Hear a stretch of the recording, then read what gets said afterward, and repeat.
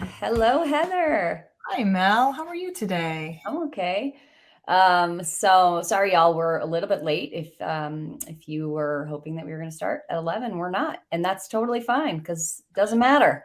Timing doesn't matter, and we have Heather here, and that's the only thing that really matters. And I'm so glad that you're here today, Heather. Uh, Mel, thank you for being patient with me while I got ready. If you guys no could have seen worries. me getting ready, it was pretty funny. It was about the speed of a sloth. Yeah. So why don't you just like what happened? What was going on this morning? And is this an odd morning? Is this an everyday thing? What's going on? Unfortunately, until I get my DBS reprogrammed, which is the Deep Brain Stimulation that I use, I'm really off, meaning that I'm nearly paralytic for about half the day. So even though I can control this small device you see in my right hand, I'm not able to do anything but change what amounts to the bass and the treble. By the way, I have a microphone I could use if you want. If you I guys, can hear you. okay, I can cool. hear you. Anyway, what's happening is that all of a sudden I will go from being completely on to an almost manic state, which you've seen me in some of the interviews that we've had, where I'm almost like bouncing around my seat and I can't sit still and I'm sort of like excited and I'm talking really fast, to not being able to speak and having hands that are doing this and sort of claw-like. They become little talons. Basically, I turn into a werewolf is what's happening. For the incredible, Is this dystonia and cramping, or is yeah, this something is this just slowness? shaking and dystonia are happening simultaneously. So I get the best of both worlds, bradykinesia and dystonia. Aren't you lucky? I know, I love it. So that happens intermittently. So there are times when I'm perfectly fine, and believe me, I make the most of those times. So, were you on at all this morning and then you went off, or are you just like, hey, guess what? Haven't even been on at all today? That is correct. I took a little bit of extra of the Parcopa levodopa, the fast release one, so that I could do the show with Mike Qualia and Ellen. You know, the YOPN network show. See, I even slow with words when this is happening. I'm kind of glad you guys are seeing me off, actually. This is a good thing to show for Parkinson's. It's a little disconcerting to people that don't see it a lot, but it's what's real. And it's not scary to me because it's not permanent, but it sure is frustrating when you're trying to do a talk with somebody. Right. Yeah. Yeah, So you were on a little bit and then you just kind of went off, like, because your meds wore off. And that is correct. okay. I ate something that didn't even really have much protein in it, very little amount of protein, and it threw everything off. Okay. Yeah. And then is this a daily? This happens daily. You have a lot of periods of time where you're just That this. is correct. Sometimes it's a whole stretch in the afternoon where I just have to give up on my plans and Mhm. cancel things, and I can't get to doctor's appointments. I've been charged for a doctor's appointment, get this, that I'm going to, for motor symptom disorders. Wait, your doctor, your neurologist, your movement disorder I've specialist? been charged before for being late and or missing one of those appointments, so I'm trying to get there, and for some reason I can't. Either the cab leaves before I can get out to the curb, or my kid couldn't pick me up, or my appointment didn't happen in time, the last appointment. I can't get there in time. And I've been charged, especially at different specialists who don't really understand how Parkinson's works. And that's not even a complaint. I'm saying that to the general population as a matter of fact, that we need to make sure that they know, hey, this is a motor symptom disorder. And there will be times when, even if I start out with my best planning an hour ahead of time, I might be a little late. You never know. I Right. may freeze. And when you say specialist, are you talking about movement disorder specialist? Sometimes, usually it's like something like a urologist. Not Uh-huh. that we would ever need to see that, Uh-huh. or something along those lines. Yeah, that seems crazy. It does, right? Even though you've said, hey, I may have some trouble getting moving. That's really not, life goes on. The usual world is not trying to be ableist. They're not trying to say, hey, you're not invited here because you can't get up these stairs. We're not going to adapt this for you. They just don't realize it's happening. Even my best friend, who comes with me everywhere, invited me to this party the other day with a party bus that landed in a theater without any guardrails on either side of the stairs. And there I was, and she said, could you carry this up the stairs for me? And she's handing me a small cup of her wine. First of all, I'm like, no, my AA people are here. I'm just kidding. I didn't say that, but I did try to carry the wine, and I thought, I'll accept this challenge, right? That didn't go too well, folks. Yeah, it didn't go too well. They wonder why my pelvis is cracked. Well, I keep falling, and I do this parkour move, and it doesn't really work. You do the parkour move on purpose, or I tried. I'm like, and I roll, and I go, I'm a gymnast. so that everybody knows that I'm not really hurt, but my pride is certainly hurt. It doesn't look Yeah. very graceful. Oh, Heather. Not And great. so, and I have to say, like, this is all after getting DBS in Yeah, hopes that this would not happen. that is correct. I've waited for months for reprogramming, and they keep telling me that the programming is a fail, except one way it does help, which I'm happy to report, and that would be it keeps dystonia, the worst of it, at bay. So if this were my foot and my fingers were my toes and my thumb is my heel, my foot ends up going like this. It is extreme. It looks like I've had some foot binding maybe. So it keeps that from happening. I'm going to take my snake thing off here. It's making me a little more tight than I need to be. Speaking of dystonia, it hits your neck most of all. At least for me, it hits my neck and my hands and feet. I get Botox in the feet instead of the face now. I'd like to get it in the face. I keep telling you. Oh gosh. Here by my eyes a little bit. So what does it feel like in your neck when you have dystonia? Dystonia feels like this. Mm-hmm. That's the only way I can say it. Like, it just feels like you're going, which it kind of looks like you are sometimes. You know, it's like an involuntary muscle contraction, which can be very. I don't know where to look on the screen anymore with this new computer. It's very odd. When you get a new computer, when you have something like Parkinson's and you're trying to move the. Usually, you just delete everything accidentally. I deleted a whole bunch of files the other day. I said, "Oh well, I better do that over." Yeah. You can just look at me. I better do that over. Yeah, you are very nice to look at, Mel. Oh, You're always please. smiling. You're a beam of light. It's true. It's true. So your DBS is actually on, and it's just that it's not providing the symptom relief you'd hoped. Yeah.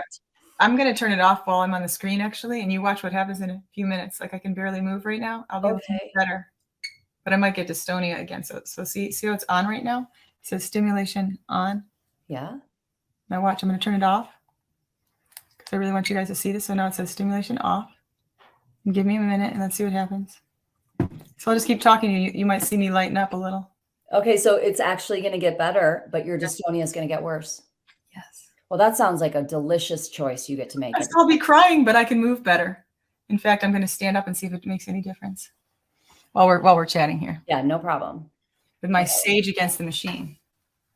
There you go. Oh, that's so good. That's an artist, a Native American artist. He's pretty cool.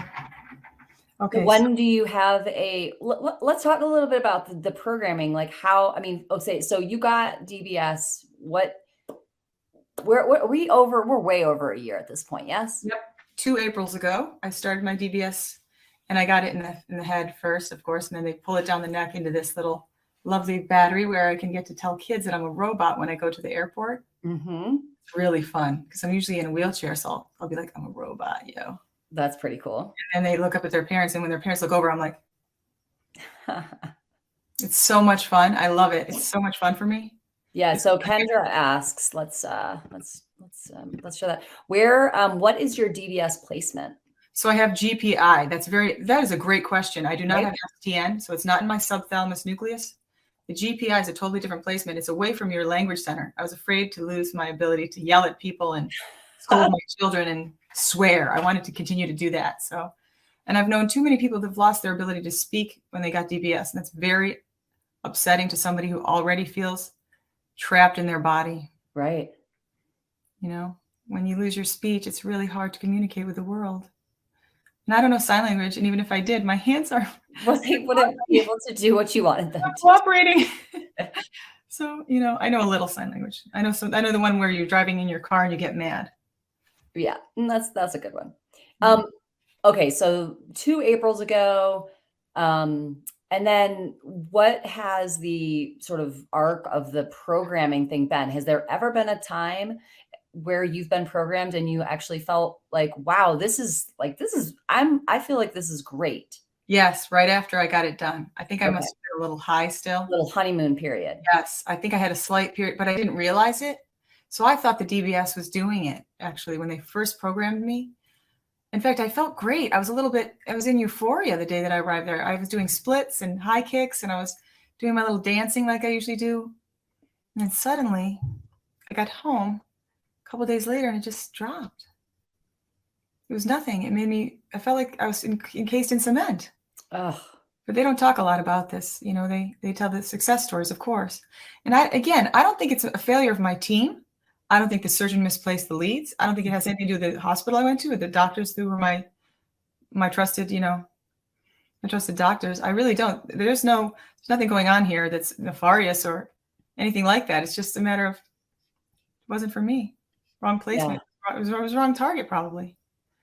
And so right now you just continue to go back, and that was like really the only time. And now you continue to go back to hopefully get some programming that's going to help.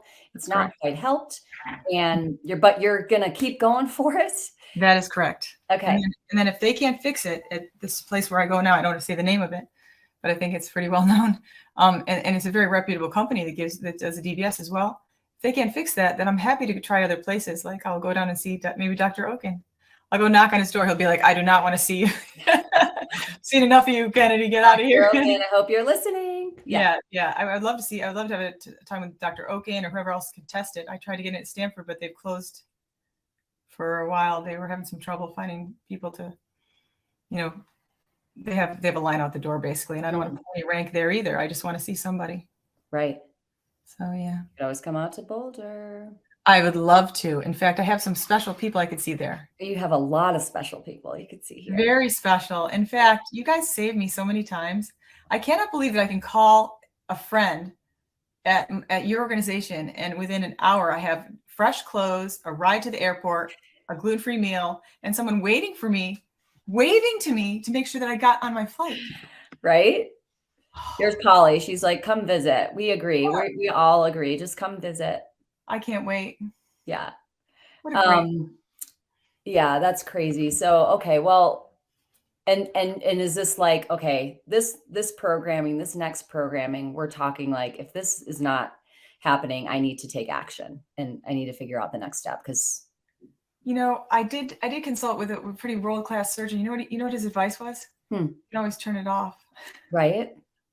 I'm like, thanks. After the $1 million and all this time that I've spent and all the relationships that have been crushed because of it, I love to blame my relationship troubles on my physical problems. Yeah. Okay. So let's talk a little bit about that. What do you mean when you say all the relationships that have been crushed by it? When Parkinson's entered my body, it affects everybody around me, and all my loved ones are affected, including my children, my mother, my brothers, my nieces and nephews, and especially my partners and the friends that are closest to me. They get hit with it too. It's kind of like a werewolf because, like I said, I don't have a lot of control over the off times. Like right now I have a dry mouth. I'm a little slow. I can be irritable. I turn into this old curmudgeon. I might even snap at people.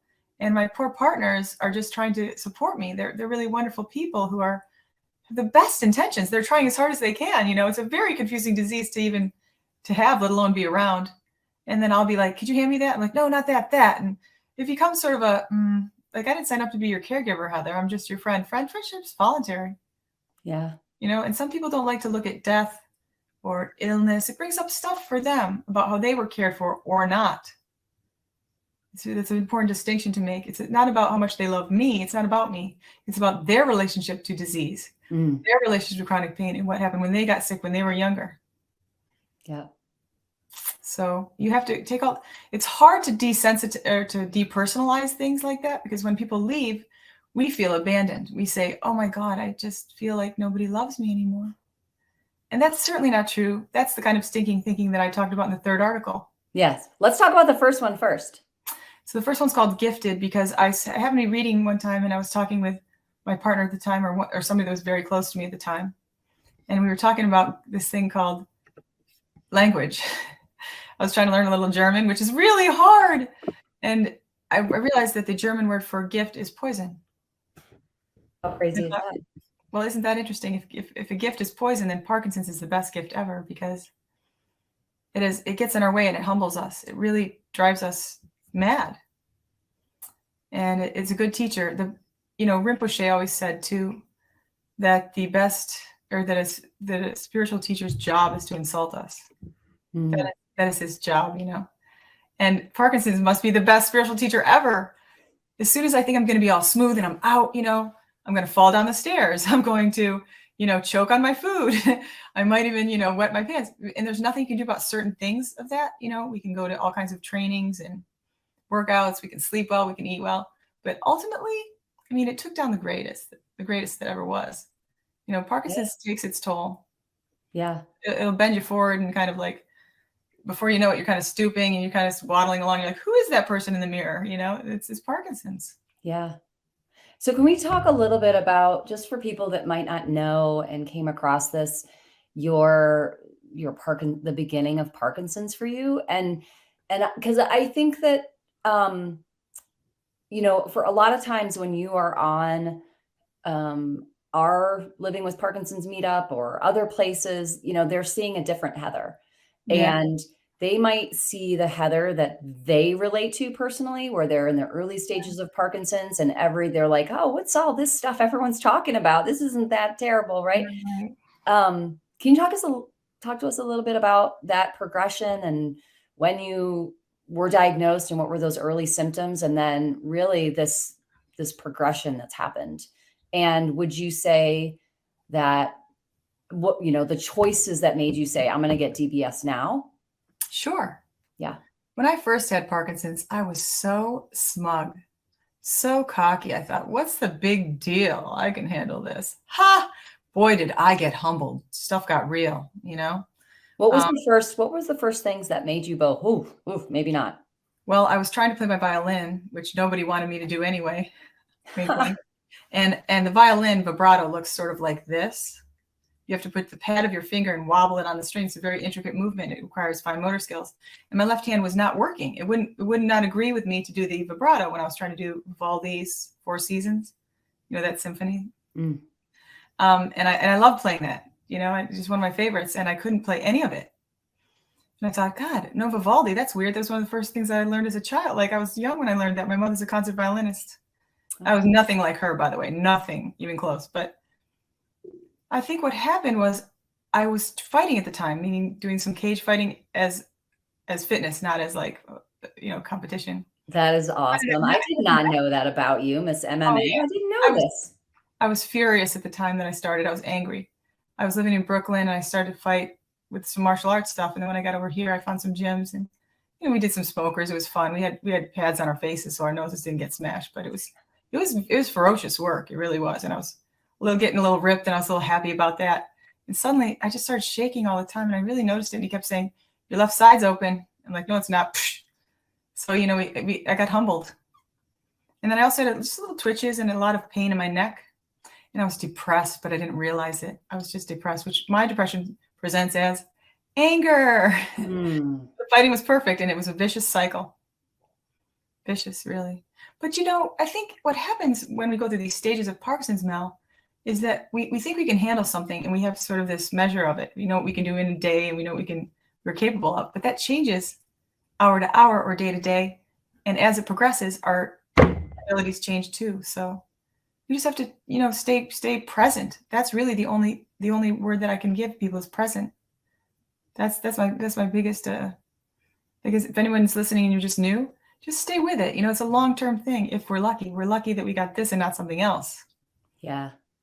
Yeah. And I think that's the hard part for people that don't have Parkinson's, but who care for people who have Parkinson's, is understanding that the ups and downs so much, and that no 2 days for you look the same. It is a roller coaster ride. Right. And we might think, oh, well, hey, you're doing better. Like, why don't you do more of those things so that you're better more? Right. Like, don't you just know what to do to be better more? It's wild, isn't it? And people will often get out their DSMVs, and they'll say, oh, she's bipolar because she's all over the place or something. It's funny to watch the armchair pathologizers. Yeah. They're so much fun to watch. It's like they think they're doing our star charts or something. I'm glad you think it's funny, because I don't know that I would have that much humor with it. I think. Well, it's happened so often to me. Like I said, I feel like a human Rorschach blot.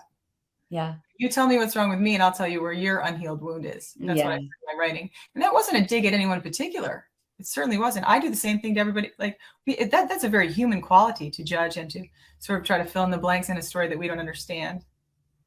I'm actually gonna turn this back on because I'm finding myself shaking a little bit more. Oh. I'm not as stiff, but I'm super. Yeah. Yeah, it is really wild to see it. You know. Yeah, it's like I'm looser and I could do a dance right now, but I'm a little shaky. So I'm gonna just leave this back on. See what Hey, happens. Audrey, thanks for joining us. Okay, so you started to feel a little bit of the shaking and the dystonia, Yeah, and yeah. what were the things that got in your way that you were like, oh, aside from playing violin, that my activities of daily living, like I just can't do those like I used to. What were the big things that stopped you? Well, I got to Tuscany after a long argument with my now ex husband, and we get there, and the first day we're there, I'm walking down the stairs, minding my own business, and I break my foot. Now I'm a dancer. I'm very graceful usually. Well, I was. This was literally almost 30 years ago, 20 years ago, and I was walking down the stairs, and my foot broke, and I not only did my foot break, but I just started to reach out for things, and I would drop them. I had no grip, no sensation of where the ground was, and I thought it was just disoriented from the trip. But I wasn't able to gather my thoughts correctly, and I remember I couldn't sleep well, and the depression, my knuckles felt like they were sort of dragging, and I really thought I was going crazy because before you have a diagnosis and you don't know what's wrong with you, you're like, what is wrong with me? And you get a little gaslit medically too. You know what I mean by that, Yeah. ladies especially. We get a little gaslit, like it must be in your head. Oh, you hysterical woman. You're too young. You You're don't just get it. complaining You don't have about it. anything. Take your, antidepressants and get out of here. You're just anxious or depressed or whatever they think. One guy told me I was an addict. And I've never done anything. I've never done coke. I've never done any street drugs whatsoever. I think I smoked a tiny bit of pot in college, and I've only smoked pot since I got diagnosed with Parkinson's to see if it would help me sleep or digest. I never did any drugs, nothing. So when he said that, I go, an addict of what? It was a very strange conversation. I said, you look like you're an addict of Burger King. I did not, but I was thinking it. Anyway, everyone has, like I said, a human Rorschach blot feels like they're sort of projected upon, but that forces me to look at my projections of others. Right. I'm not a mind reader. I don't know what other people are thinking, and it's none of my business. Ultimately, I just have to watch where I'm walking and not bump into things, Right. So I try to focus on staying here now and having some compassion for people. If they do project on me, I think that they must be afraid of something. And it might be illness, and that's fair. Right. That's fair. Yeah. So So you decided that, like, let's talk. Can we talk about your relationship? Like, that's your ex yeah, now. What relationship. happened? What was it? Was it Parkinson's? Are you talking about with my husband? The Well, you person. said when we were in Tuscany, and then my ex. Yeah, yeah. So my ex-husband, who's a very, very good dad, by the way, and has always shown up for the kids, and I really admire him and his partner for that. His new partner, who's great. She's nice to my kids. She's a great lady. It's really fun to see that blooming. Yeah. Oh, thank you for your feedback on this. I think what's happening for me is that when we were divorced, there were so many other things that we got divorced from. But my Parkinson's, which was presenting, and I didn't know it, was certainly not helping the matter. The epinephrine that we possess as people that are healthy to calm down from fight or flight is not present for Parkinson's people. So I couldn't calm down. I was sort of reactive, hypersensitive. I would cry very easily. And I didn't know where that was coming from. So keep in mind, I didn't even know Parkinson's was an option at that point.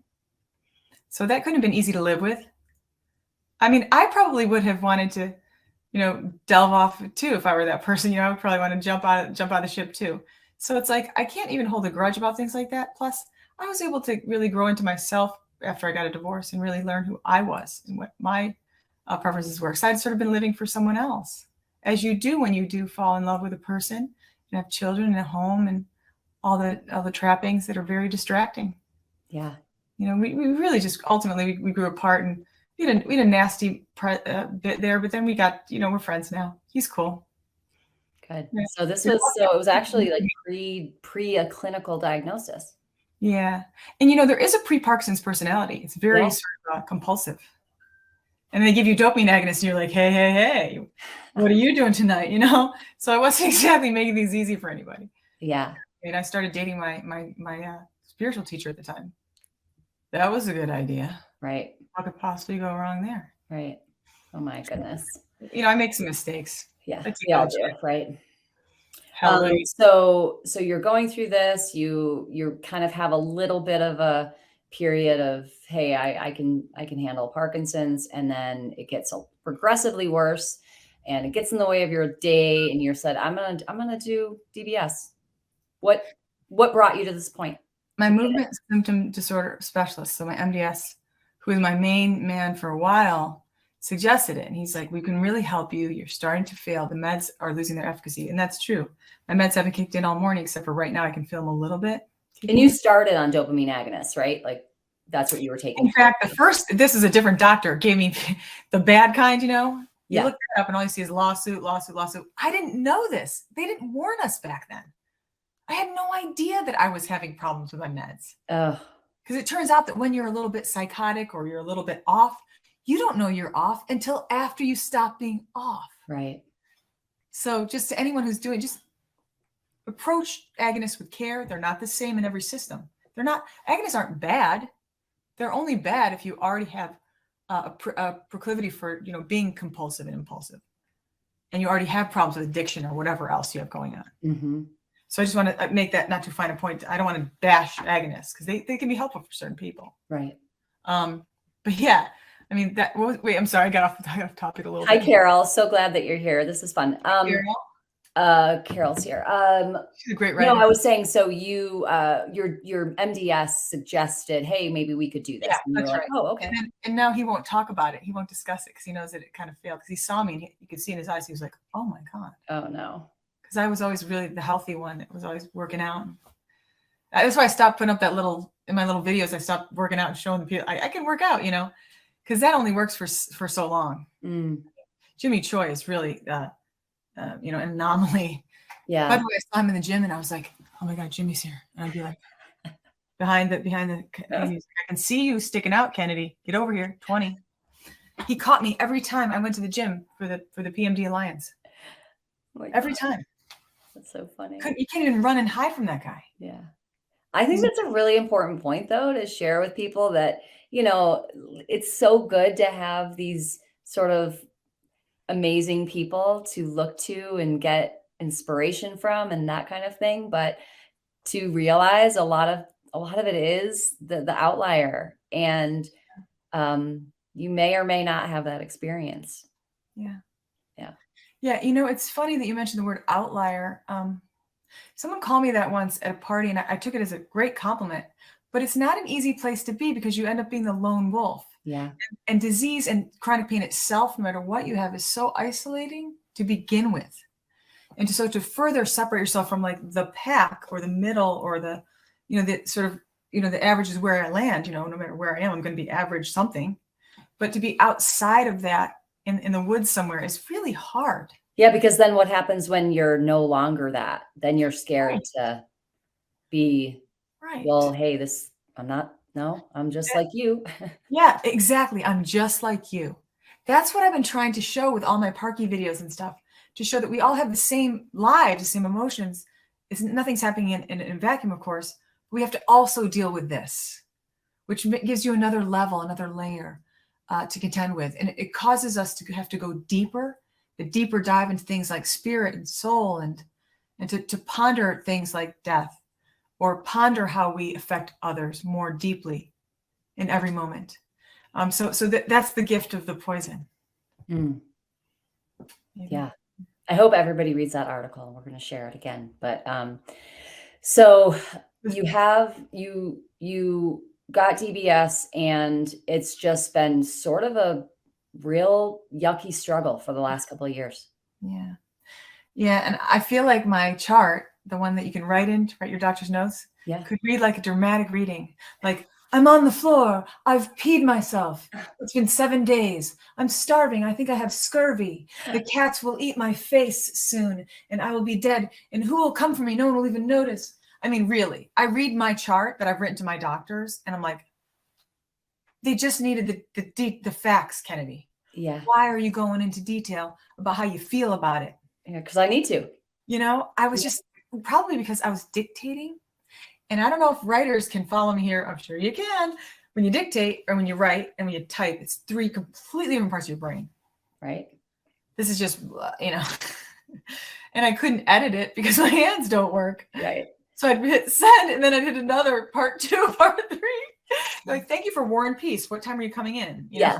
Well, and also the hidden benefit of that is you have the record. You've got every single thing down. And we always tell people, use the patient portal. Use it.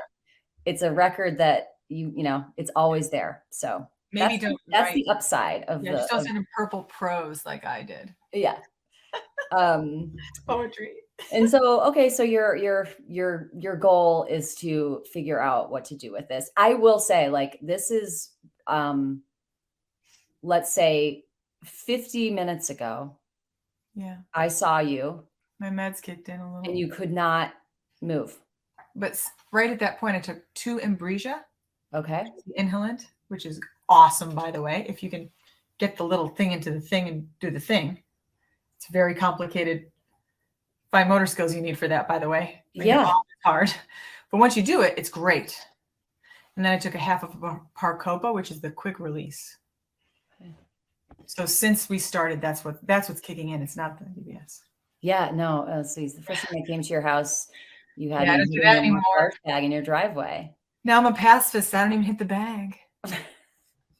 I hit the bed. I hit the club called my couch. Oh, it's not bad. And I watched the Criterion channel all night. Yeah.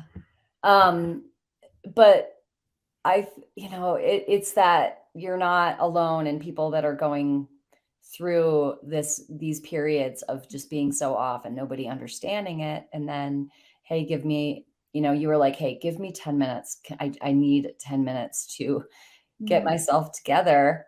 And I think of course I love seeing you with your animated face and you're moving around and you're doing your thing. And I love that. And I also love that you're willing to, hey, I'm on this camera and I can't move. Yeah. Right. And I think it's humbling. Yeah. It is humbling. Thank you for understanding. In fact, Mel, it's people like you that make my life so much easier because I don't have to keep explaining. That's why sometimes I feel like the people around me have to be very secure. I tend to attract very secure women and men and people, they and thems, all the peoples into my life who are very secure with who they are, so that when I go off on my Parkinson's tangents, they don't personalize it and come after me. Does that make sense? Definitely. Yeah. Yep. I was having a conversation with my daughter. She's 16, and you know what a 16-year-old girl goes through. But I was just saying that same thing. I'm like, Dawn, if these people are confident and secure in themselves, they do not spend any time and energy on anything that's negative. They just don't. Don't what is it to you? They don't do anything like that. And it's the same, right? Yeah. What is a bully? If you unpack what a bully is, that's the domino effect of abuse of some sort, of some neglect, of some deep unhappiness, unrest. Nobody who's happy goes out and tries to make other people miserable and feels good about it. No. It doesn't mean they're all sociopaths. It just means they're going through a thing at that age, maybe. But some of them could be a little sociopathic. Maybe. A little tiny bit. Yep.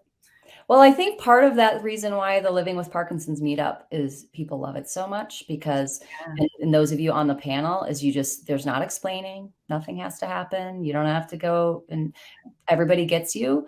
And while I do know there's a lot of people that resist that, I don't want to be sort of part of the Parkinson's world. I don't want that to be my life. I don't want to be, that. Doesn't define me, they'll say. Yeah. Where would you be without this group of people? Well, without Kevin and Kat and the whole crew that I've met either through World Parkinson's and or Davis Phinney. Some of them are my best friends, my family. Where would I be? I would without talking to Gaynor every week, I would have so much less information about Parkinson's. Without Kat, I'd have so much less love and tenderness and gentleness. Without Kevin, I'd have a much less deep spiritual practice, as an example. And that's just 3 of many. I mean, I could name every person in there special to me in some way. Yeah. Every single person that I interact with that is being candid and honest, and just trying to get to the root of what might be helpful to others.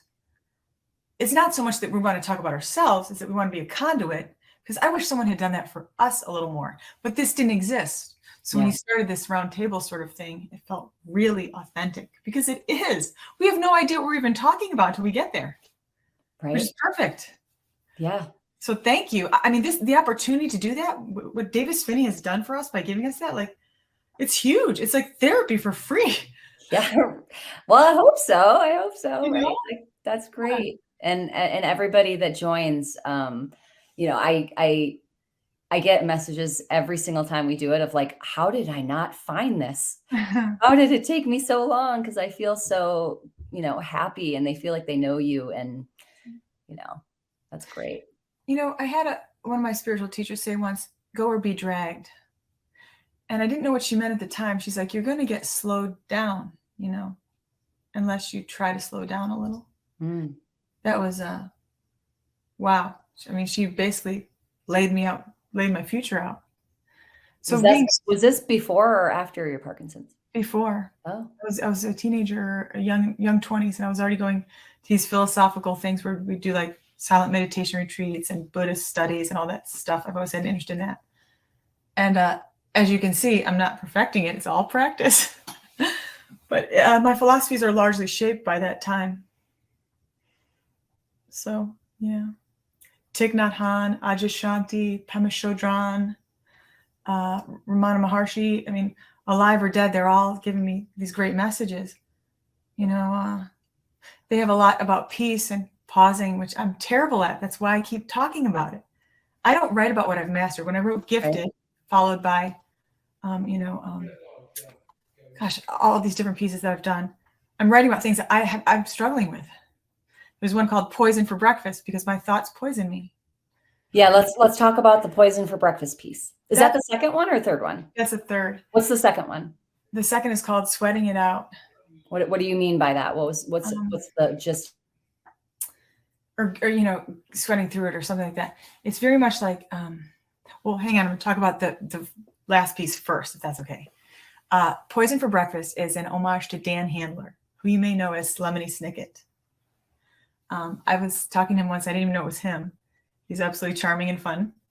And they were like, Dan Handler, why did you get his address? I'm like, who? They're like, that was Lemony Snicket you were just talking to. I was like, oh. Anyway, so I bought his book. It's called Poison for Breakfast. And I thought about how my first thought of the day is often a very negative one. Like I might wake up and go, oh, Parkinson's. Instead, I wait for my next thoughts. And I stop taking the poison little by little. So I posted the Gifted on the WPC blog. And the second one is posted on Medium, and it will be just circulating soon. I'm having my new assistant repost it around and on my blog and stuff on kathykiddo.com. Oh, good. Okay, so I posted the one, Carol, this was the link to the one Gifted on Parkinson's, and then I will be sure to add the Medium one when that's up. And Sweating It Out, I've already posted that one too. It's on my Twitter too. I just started Twitter again. Oh, good. Because I wanted to see something come apart and have the wheels come off. I can't wait to watch that happen. The platform, I mean. And then the third one is the Poison for Breakfast, which is coming this Friday. And I could read a piece of that if you want. Yes, love it. Great. I'm just going to read you the first few paragraphs. That's it. This morning I had poison for breakfast. I've been immobilized all day. I'm staring at the ceiling. I'm imagining mildew developing on the laundry I failed to move from the washer to the dryer, and contemplating death. By the 6th hour, the suicide scenarios are becoming increasingly hilarious, cinematic in scope, elaborately choreographed as a balancing ballet.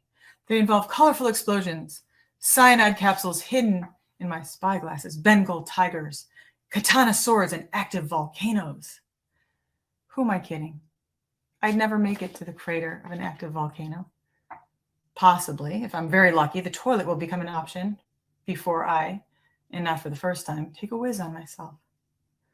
Like most animals, we're wired to monitor our surroundings for threats. But even when you don't have low dopamine, it's normative to wake up with automatic negative thoughts, a surge of irritation at your alarm clock, a conversation you had a long time ago, a full-fledged death wish, anything in between. Is a vast spectrum. So no matter how healthy and happy you are, you probably don't open your eyes most mornings with a halo of cartoon birds chirping around your head. And of course, pixie dust sparkling on everything you touch. Press the button, the coffee comes out perfectly, right? That's okay, especially if you figured out how to delete that first negative thought, like it's a drunken text message to your ex, and move on to a better, less poisoning thought. So that's the first part. That's awesome. I'm kind of making fun of the human condition. I love it. Yeah. Thank you for sharing that with us. Thank you for having me on here. Yes. I don't know what we'd do without you guys. Well, we love you, Heather. We love having you. We love having you talk to people who are living with Parkinson's. People need to hear the truth and see the truth, and connect with other people who are traveling a similar path, if not the same way day to day. The whole sort of trajectory, right? To be together. What can we do to be more, I don't like this word because it sounds very highball, but what can we do to be more compassionate? We just have to be gentle with ourselves first. And I'm learning how to do that in my 50s, finally. Right. And then I can extend it out from there, maybe. That's the idea anyway. That generosity, if we can just do that for ourselves first, wouldn't that be cool? Yeah. Well, I think that it's that thing that every single person who has Parkinson's, not every single one, most people, the compassion comes with that. You cannot keep going if you don't learn that. Yeah, there's a right. And you soften, you have more empathy, you realize, wow, everyone's dealing with something, right? Yes. And I do mean everyone. Everyone. Suffering is absolutely universal. We can make it worse for ourselves and others. We're actually so good at that. We're like, self-sabotage. Yeah. Procrastination queen. What we can do though also is like even when you smile and you gave me that 10 minutes, that's the generosity of spirit I'm talking about. That's the stuff it's the little things with Parkinson's that make a difference, because we're like Princess and the Pea. Every little thing affects this. I'm not a finicky person, but I've become one. Oh, it's a small room. I can't go in. Oh my gosh, the threshold. I can't walk over it. Oh, there's a tag on my sweater. I can feel it. Everything becomes this thing. And that's mostly because there's an intolerance because we're in so much pain. Yeah. It's an interesting predicament to want to be in service and to be so caught up in pain that I can't be. So I've tried to find ways to manage the pain better. Because I have to be in service. I need to be useful, or else why am I here stealing oxygen? Well, despite the pain and despite the struggles and despite all of the stuff that you have, it's pretty phenomenal how in service you've been, and you continue to be no matter what. I'm just mirroring what's been given to me. For real. I'm not just saying that. Kat Hill came and stayed with me when I had brain surgery for like over a week. She gave up her whole life and came to my home and took care of me every night and every day. That's love. I mean, just so in case you wonder, acts of service is my language of love. I want to be in service. I want to, I mean, what's yours, What makes you feel loved? Or how do you show love? That's the question for everyone. I feel kind of lucky right now because my meds are kicking in, but I also feel lucky to have an opportunity to speak to and with people, mostly with. I've learned a lot. Yeah. Well, we couldn't be more grateful. And I really hope that you're just going to be a regular, just going to keep coming on. Yeah, let's do it. Talking about everything. By the way, this picture behind me was done by a woman with multiple sclerosis. And I can put her name in one of the chats too, if you want. Yeah. What's her name? I have to look it up. Okay. Yeah, I'll look it up and I'll put all her info. I'll give it to you. Oh, Carol, this is such an important thing. I hurt whether I am home or out and about. Yeah. Right? Yeah. It's like when people ask me how I am, I always kind of pause. Do they really want to know? Well, I think that's the thing, right? So the choice, Carol, you hurt whether you're home or out and about. And based on what I know about you over the last 4 or 5 years is that you'd rather be out and about. And so you're not going to stop. right? And some people, that opposite is true. Some people is like, well, I'd rather be at home and alone and hurt than out and about and hurt. And thank God that we have people like you, Carol, people like Heather, and people like others in our community who are willing to say, yeah, this is not cool. I don't like it. I'm not comfortable. I'm not happy, but I'm still going to come up. I'm still going to show up. And because I know I can help other people. Yeah, kind of like Brian Wallach has done. He has ALS, and he has this whole thing called Synapticure that he helps people with to get their health care in order. And he's done tremendous things. The other disability communities, or the disability community as a whole, has been incredibly helpful. They have these little cards that talk about ableism that you can just hand someone next time someone's rude to you. I mean, imagine how easy that would be. It's like pressing a button. Be quiet. Or not. If you don't be quiet, you'll have to give a donation to the Davis Phinney Foundation. You know, something like along those lines. I like that idea. It's just like an automatic. I somehow have something in your arm, right? Your like QR code just goes right to us. Now they've insulted me, put some change in the little thing here. What? I would say that to them. If they now that you've insulted me, sir, put some change into my cup. Right. Yeah. Good. Well, thank you, Heather. I'm gonna let you get on with your day. I really appreciate it. I already took you past our time, so I appreciate you sticking around, and I appreciate everybody else who's joining us. Thank you, Heather. Thank you, everybody, so much for being here today, and we'll be back very soon. Can't wait. Thank you.